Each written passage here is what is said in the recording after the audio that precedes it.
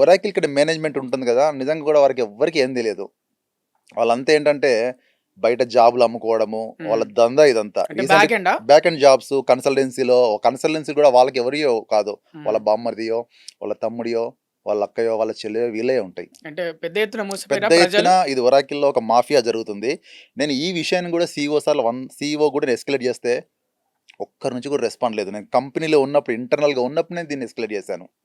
ఎందుకంటే అక్కడ ఉన్న మా మేనేజర్స్ కూడా, మా టీంలో ఒక 20-30 మెంబర్స్ ఉంటే వాళ్ళ తమ్ముడు, వాళ్ళ చెల్లెలు, వాళ్ళ సడ్డకుడు, వాళ్ళ బామ్మర్ది వీళ్ళే టీం అంతా. ఇంకా టీం నెపోటిజం లాగా ఇది ఒకటి. అవన్నీ కూడా నేను వాళ్ళకి కంప్లైంట్ చేసినాను. తర్వాత నేను 16 గంటలు పనిచేయాల్సి వచ్చింది ఒరాకిల్లో. ప్లస్ ఇంకొకటి సిక్ ఉన్న రోజుల్లో కూడా పనిచేయాల్సి వచ్చింది. హాస్పిటల్లో అడ్మిట్ అయినా అని చెప్పినా కానీ వాళ్ళు వినరు. అంటే ఇలాంటి దోపిడీ జరుగుతుంది. మళ్ళీ ఇంకొకటి ఏంటంటే చెప్పరు, యు ఆర్ టెర్మినేటెడ్ అని ఒక కాల్ చేస్తారు అంతే. ఇంకంతే, ఆ రోజు యాక్సెస్ అయిపోతుంది.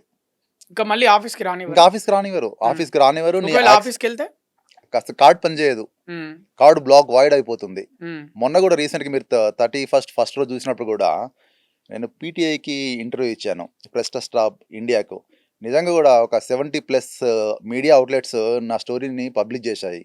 ఏమనంటే ఒరాకిల్లో ఈ 16 అవర్స్ జరుగుతున్నాయి, లే ఆఫ్స్ కూడా ఎట్లా జరుగుతున్నాయి, ఇర్రెగ్యులర్గా జరుగుతున్నాయి, ఇల్లీగల్గా జరుగుతున్నాయి.